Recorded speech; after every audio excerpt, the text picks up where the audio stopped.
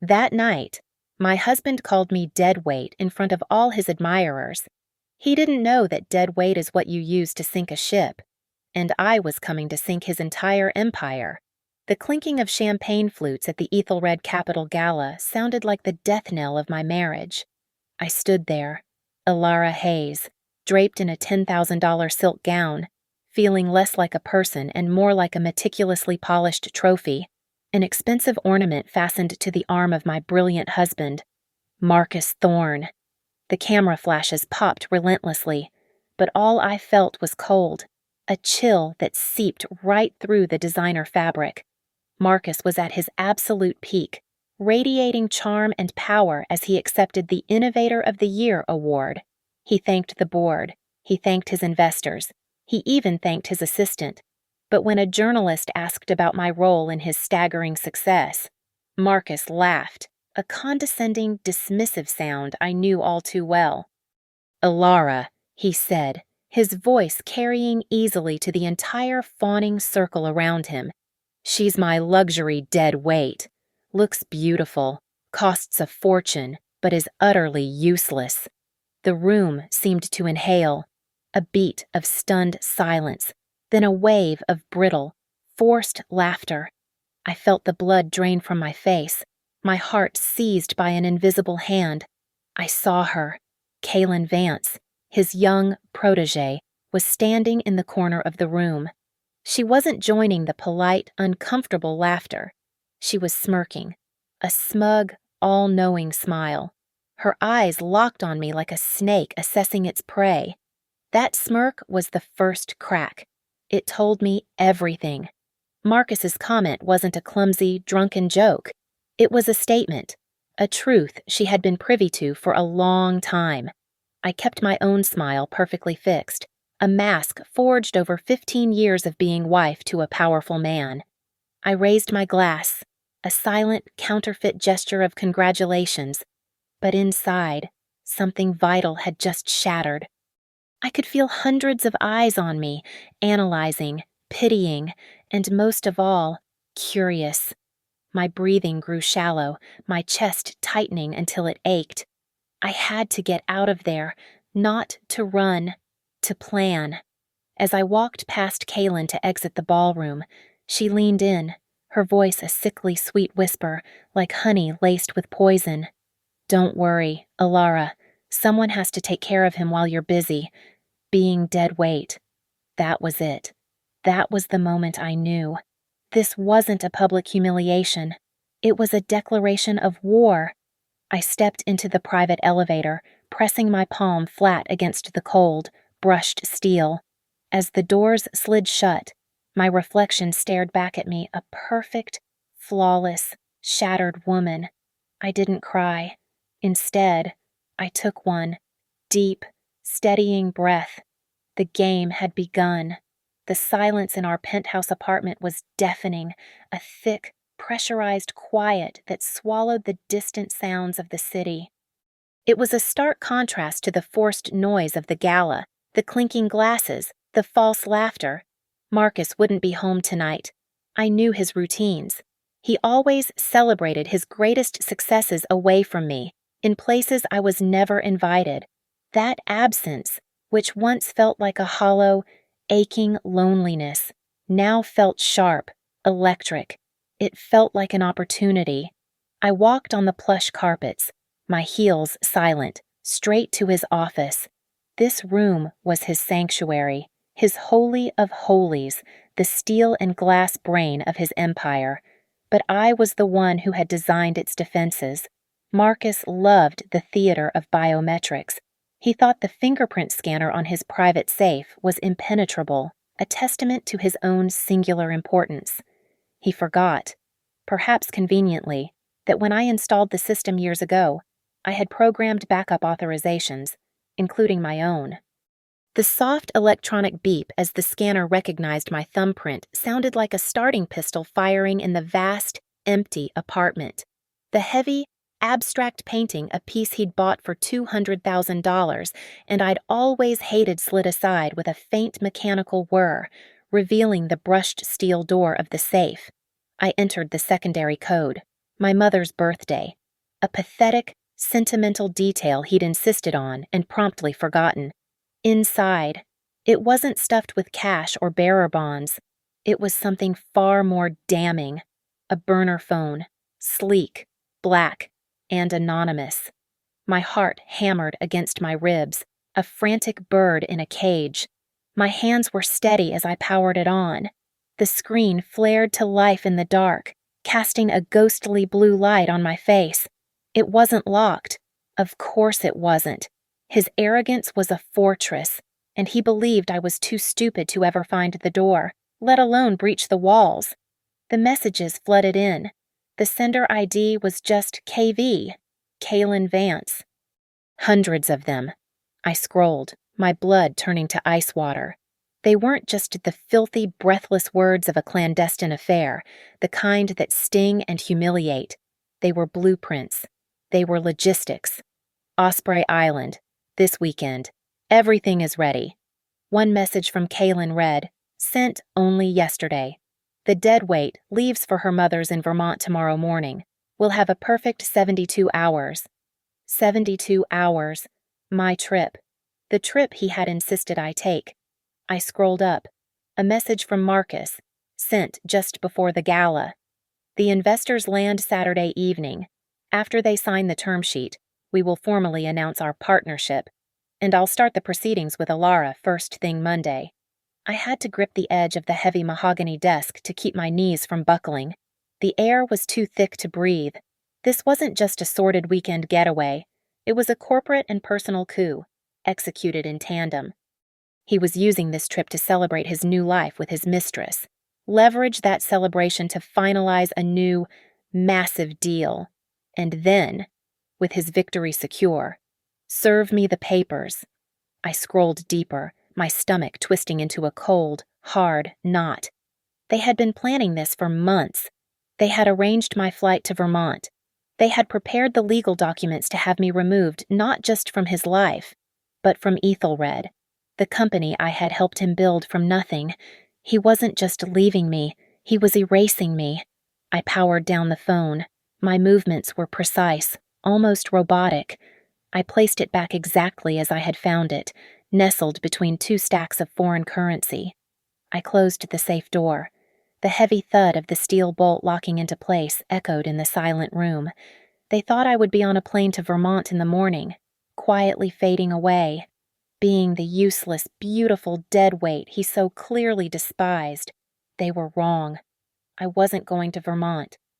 I was going to Osprey Island, before I was Mrs. Thorne, a society wife whose only job was to look good and host dinners. I was Alara Hayes. I was a forensic accountant, and I was damn good at my job. I could find a single fraudulent dollar hidden inside a mountain of legitimate transactions. I gave all of that up because Marcus said he needed a partner, not an employee. He said my ambition was better spent building his legacy. And now, after 15 years of dormancy, those old, sharp, meticulous skills were screaming, clawing their way back to the surface. I sat down at my own computer, not the sleek, useless tablet Marcus had bought me for online shopping and managing my social calendar. This was my encrypted workstation, hidden in plain sight in my private study, a relic from a life he thought I had forgotten. For the next 3 hours, as the city slept, I tore his financial empire apart, piece by digital piece. He had been clever, I'll give him that. He'd hidden it well. Osprey Holdings LLC, a perfectly legal, completely opaque shell company registered in Delaware. Through a complex series of transfers and dummy accounts, he had been systematically siphoning money for the past 3 years. Millions of dollars, our dollars, marital assets I had naively believed were being reinvested into Ethelred. That money hadn't just bought him a private 20-acre island off the coast of South Carolina. He had built a fortress, a mini resort, a lavish personal headquarters complete with a helipad, a full professional-grade kitchen, and staff quarters. He had built it all using the money that was just as much mine as it was his. I found the blueprints. I found the vendor contracts, the security details, the staffing lists for the weekend. And then I found it the official guest list. My breath caught. This wasn't just a small group of investors. He had invited 2 United States senators and, worse, a highly influential financial journalist from the Chronicle. This wasn't a business deal. It was a coronation. He was planning to introduce Kaylin not just as his new lover, but as his new business partner, the fresh, young, brilliant face of his next great venture. He was building an entirely new dynasty on the scorched earth of my life, and he was inviting the world to watch. The white-hot rage that had carried me from the gala began to cool, condensing into something hard, cold, and razor-sharp. I started copying everything, every invoice, every incriminating email, every single wire transfer that showed the flow of money from our joint accounts to Osprey Holdings. I dumped it all onto a military-grade encrypted drive, a tiny silver thing that held the power to detonate his entire world. I dug deeper and found the investors' travel itineraries. Their private jet was scheduled to land at 7 p.m. on Saturday. The itinerary for the evening cocktails at 8, followed by the formal dinner and signing ceremony at precisely 9 p.m. That was it. That was my window. Marcus thought I only knew about charity auctions and seating charts. He had forgotten who I was. He forgot that I was the one who balanced his books for the first 5 years, when Ethelred Capital was just the 2 of us in a rented office with peeling paint. He forgot that I was the one who found the accounting errors that saved his first major client. He called me dead weight. He was about to find out that the dead weight was the ballast, and he had just cut it loose in the middle of a storm. Marcus always scoffed at my little charity, the Hayes Foundation. He'd set it up for me a decade ago, a clever tax write-off disguised as a birthday present. He called it my hobby, a respectable distraction to keep me busy organizing galas and posing for society magazines while he was out conquering the world. It was the single greatest mistake he ever made. He thought I spent the foundation's money on opera benefits and animal shelters. And I did. Those causes were real, and the press coverage kept me firmly in the box he'd built for me, the benevolent, harmless Mrs. Thorne. But the opera and the shelters were a rounding error. The real, undisclosed purpose of the Hayes Foundation, buried deep in discretionary spending accounts, was to provide ongoing, massive grants to a small, ferocious team of investigative journalists and one of the most brilliant and discreet cybersecurity firms in the country. I always believed in having an insurance policy. At 3 a.m, I made an encrypted call from my workstation. "David," I said, my voice quiet in the dark room. David, the head of the security firm, owed his entire company to my foundation's seed money. "I need you to look into Ethelred Capital. Right now." "Ilara, what's going on? It's the middle of the night." "I need you to find everything. David. Every firewall, every server, every hidden file. I need a special focus on all communications from the last 72 hours, and cross-reference anything you find with Osprey Holdings LLC and a woman named Kaylin Vance." There was a heavy silence on the line. "It's that bad," he finally said. It wasn't a question. "It's worse." It didn't take an hour. My secure email terminal pinged in exactly 55 minutes.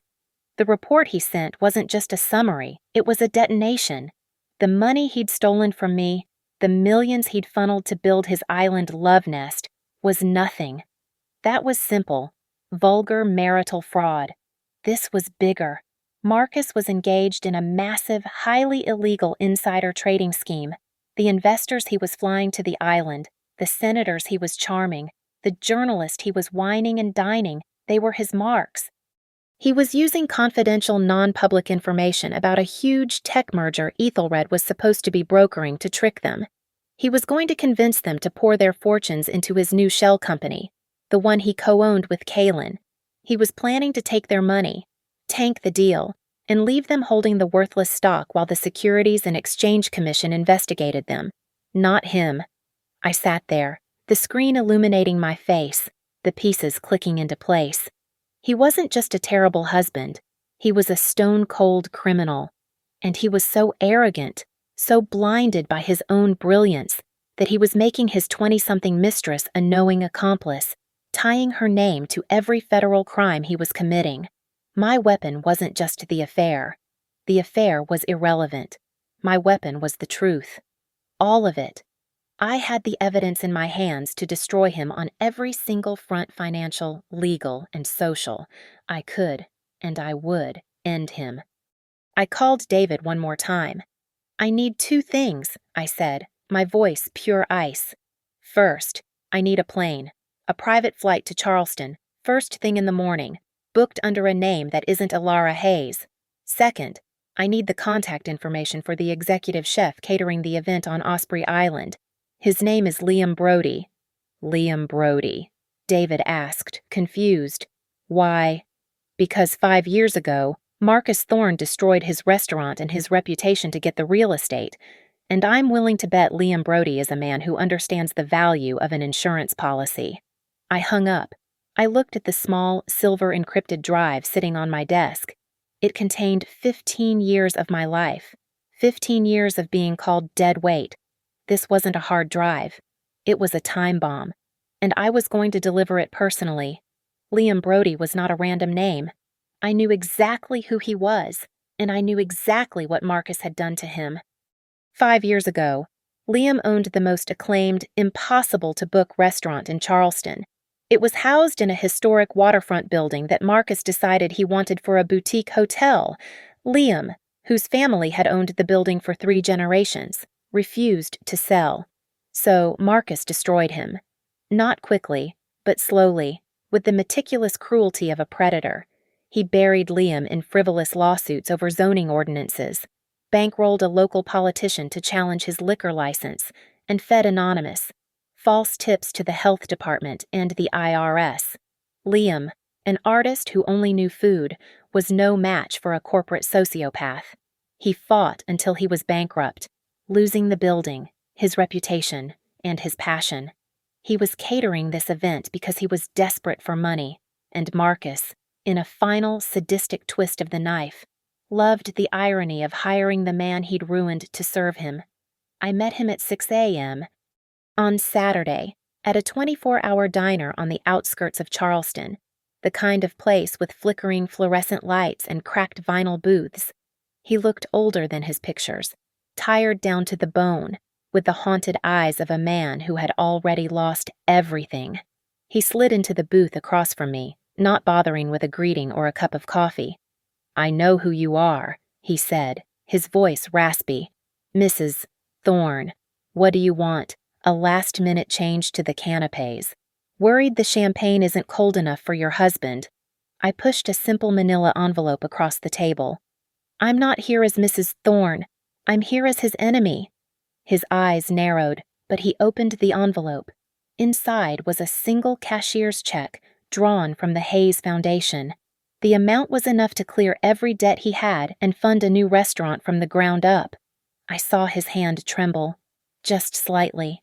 His eyes shot up to mine, wide with a confusion that warred with his ingrained suspicion.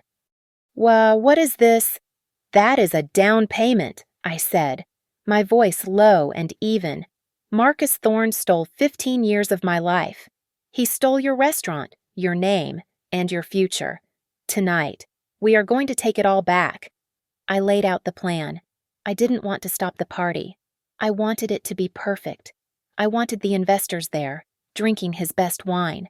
I wanted Kaylin on his arm, smiling for the cameras.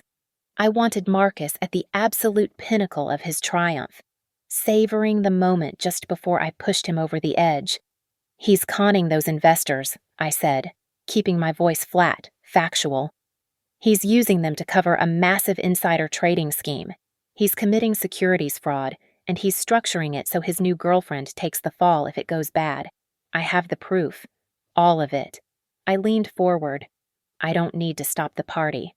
I need to join it. I just need to get inside that house.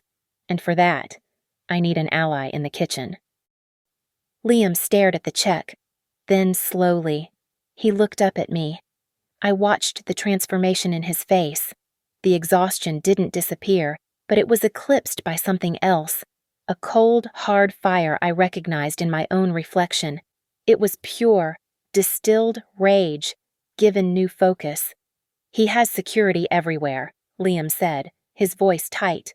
A full team. They check everyone against the staff list. It's a fortress. They won't be looking for me, I replied. They're expecting me to be in Vermont, visiting my mother. They're looking for threats from the outside, not from the inside. You just need to get me onto the island and through the service entrance. I'll handle the rest. He was silent for a long moment, the only sound the hum of the diner's coolers. He folded the check, slowly, precisely, and slipped it into the inside pocket of his worn chef's jacket. He stood up, looking down at me, and gave a single sharp nod. "Tonight," he said, his voice hoarse with a new, dark energy, "the kitchen will be serving a cold dessert." Marcus had, of course, arranged a black car to take me to JFK, a seamless, courteous gesture to ensure his dead weight was safely dispatched to Vermont. The driver, a man I'd known for years, chatted aimlessly about the weather, thinking he was taking me to see my mother. I played the part, the sad, dutiful wife, right up until he dropped me at the departures curb. I watched him pull away before I turned, walked straight through the terminal, and exited into a different car I'd arranged. I had canceled the Vermont ticket hours ago, from David's secure laptop. My real flight was a small, unmarked private jet that David had chartered, landing at a tiny executive airstrip an hour outside of Charleston. There were no terminals, no crowds, just a strip of asphalt and a prepaid hangar. As promised, a white, windowless food delivery truck was waiting just beyond the fence. Liam was at the wheel, his face grim. He didn't say hello.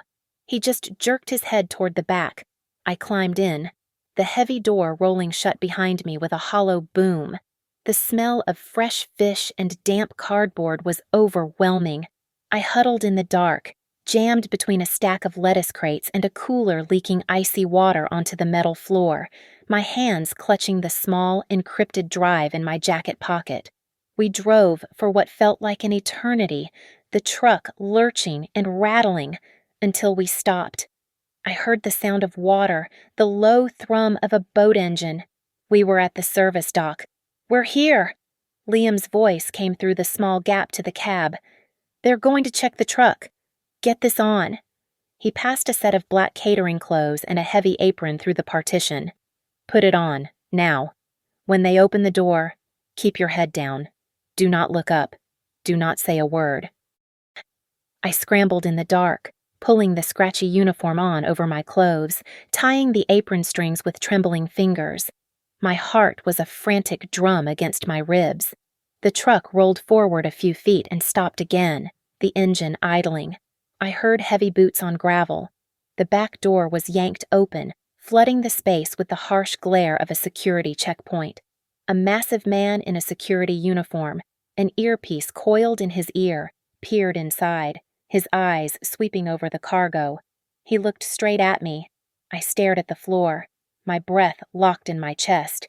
"Chef, you're late," the guard's voice boomed. "Traffic," Liam muttered from the driver's seat. The guard unhooked a heavy-duty flashlight from his belt and shined the beam directly in my face. It was blinding.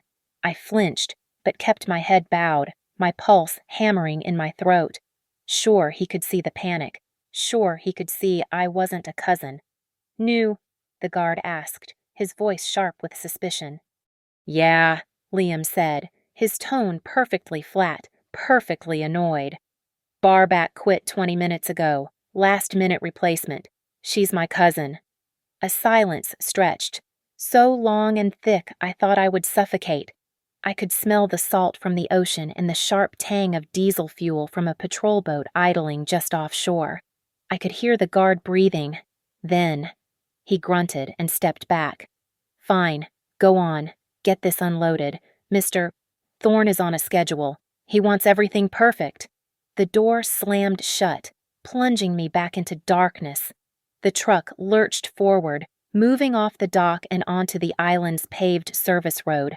I let out the breath I hadn't even known I was holding, my body shaking with adrenaline. I was in. But this was the easy part, when the truck finally stopped again, this time by the sprawling kitchen complex. I climbed out, My legs were unsteady. In the distance, carried on the warm, salty air, I could hear the faint, elegant strains of classical music drifting from the main house.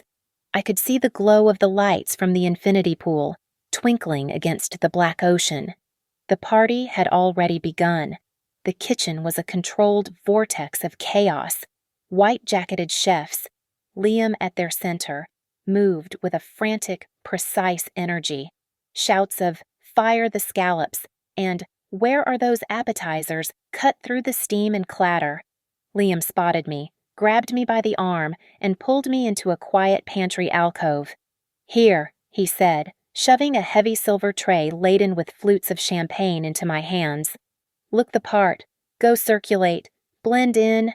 Look like you belong here." I nodded, my hands surprisingly steady.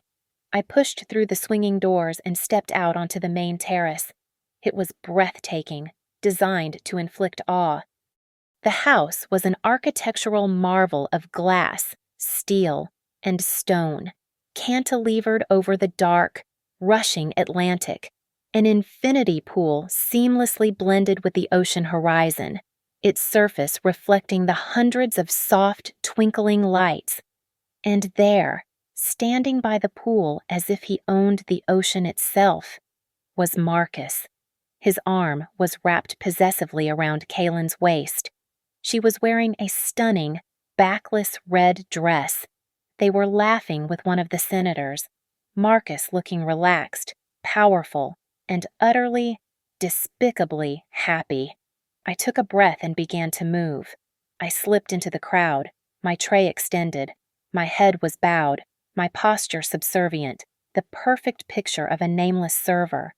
But beneath my lowered gaze, my eyes were scanning, cataloging, the investors, clustered in a tight, self-important group, the politicians, pressing flesh, the financial journalist, watching everyone with a predatory stillness. They were all here, drinking my husband's champagne, blissfully unaware they were dancing on the deck of a sinking ship. I needed to get to his office. I knew from the blueprints I'd memorized that it was on the second floor, with a panoramic glass wall overlooking this very terrace. I needed to get to his server. I needed to upload the contents of the encrypted drive. I skirted the edge of the crowd, heading back inside, looking for the service staircase.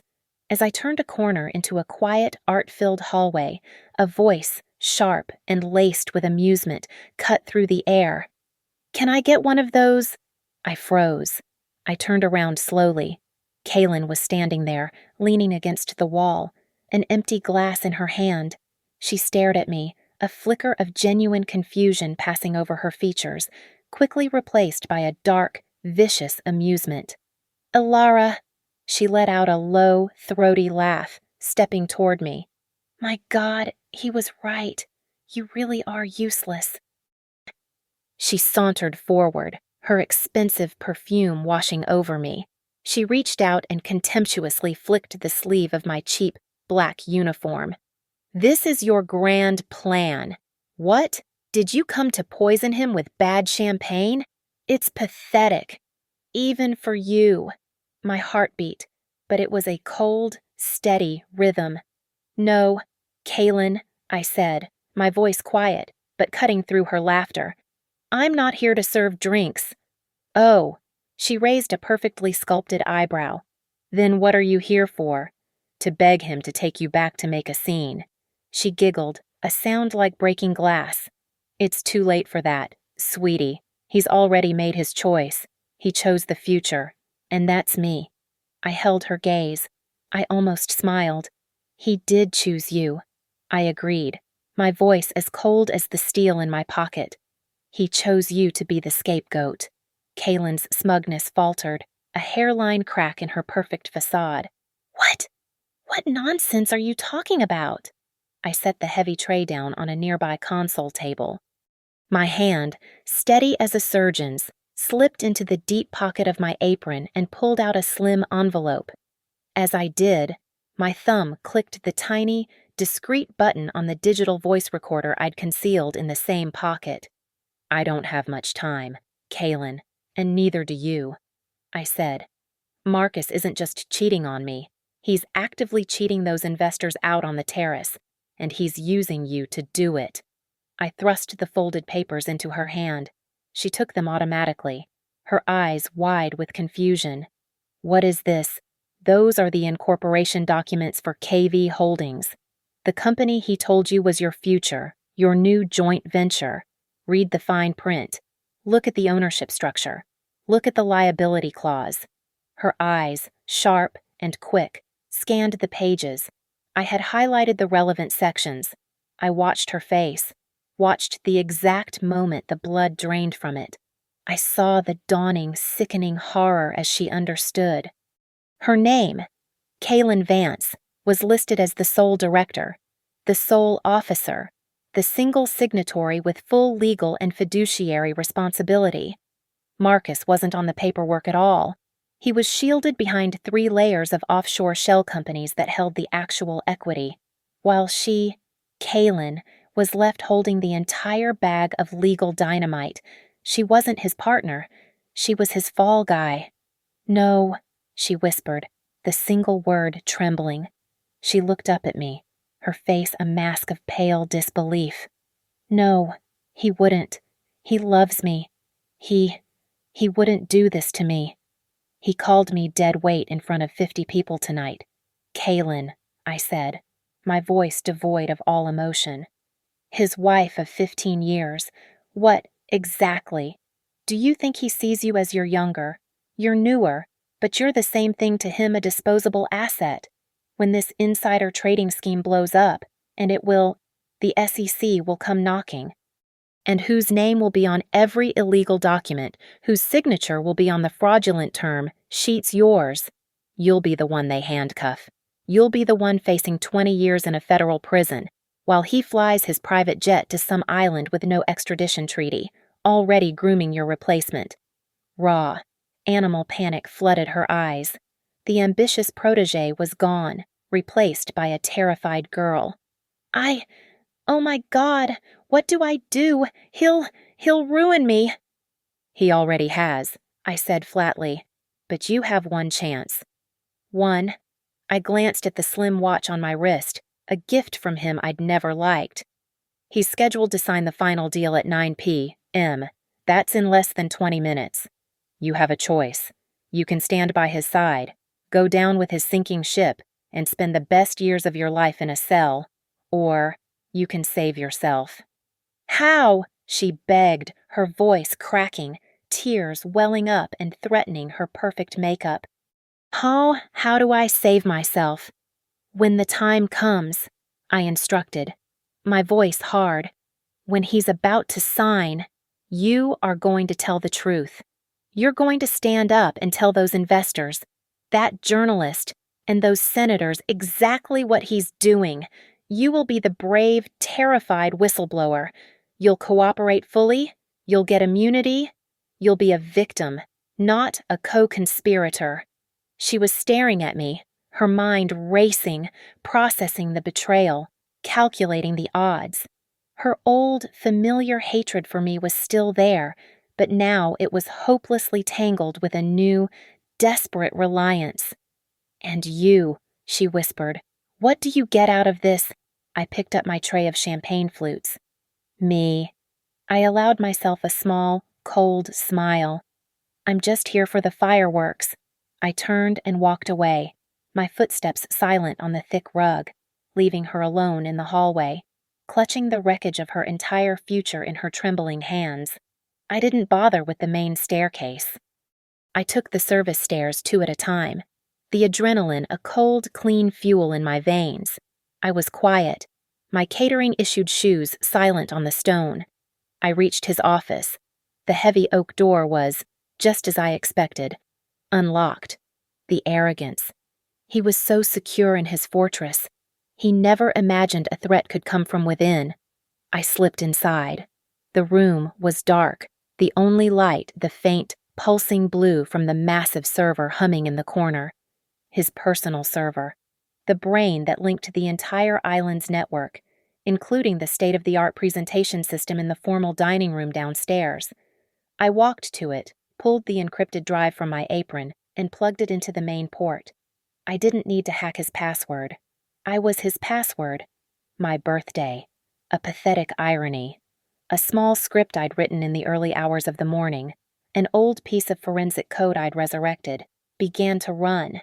It wasn't just copying. It was injecting. It was uploading every file the wire transfers, the offshore accounts, the forged term sheets, and, as the grand finale, the WAV file of my conversation with Kaylin, her terrified, incriminating words recorded in perfect digital clarity.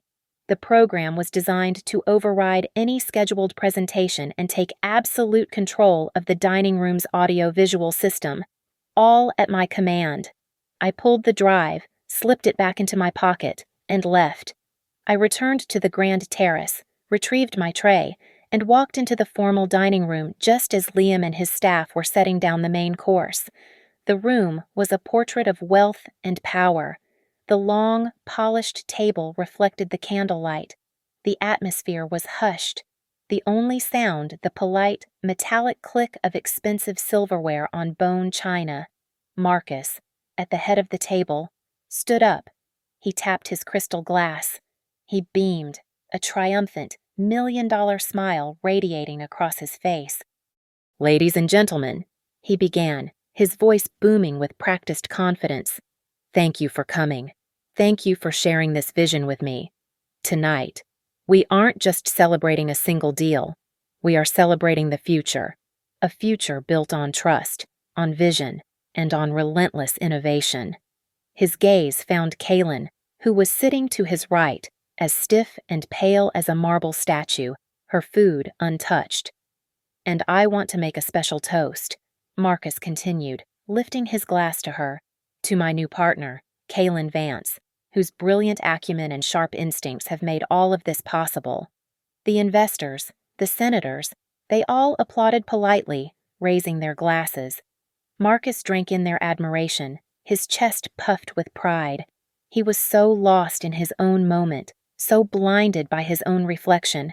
He didn't notice Liam, stationed by the control panel near the door, catch my eye. He didn't see Liam, on my cue, subtly dim the main lights. He didn't see the massive hidden projector screen descending from the ceiling behind him. "And now," Marcus said, gesturing to the screen, "a quick look at what we're building together." The screen flickered to life, but it wasn't the sleek, branded logo of Osprey Holdings. It was a bank statement, a wire transfer for $2 million from Ethelred to an account in the Cayman Islands. Then it changed. It was an email from Marcus to Kaylin, detailing the exact plan to use the non-public merger information. Then a complex, damning flowchart of the shell companies, showing how the investors' money would be funneled away, and how Kaylin would be the only one legally exposed. The room went completely, utterly silent. A heavy silver fork slipped from a senator's hand, clattering onto his plate with a sound that cracked the air like a gunshot.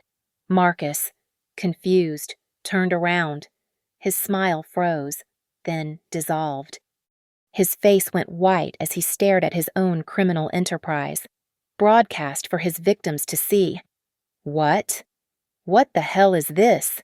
he stammered, fumbling for a remote. His voice was the only sound, until mine replaced it. My voice, amplified by the house's integrated sound system, clear, cold, and echoing from every corner. "You call it the future. Marcus." Every head in the room snapped toward the entrance. I was standing there, in the arched doorway, still holding the silver tray of empty champagne flutes. My head was no longer bowed. The SEC calls it securities fraud. "Ilara," Marcus breathed, his face contorting from pure shock to a dark, violent rage. He lunged for the control panel. "What in the hell are you doing? Shut it off. Shut it off now." "You were right, Marcus," I continued, my amplified voice stopping him in his tracks.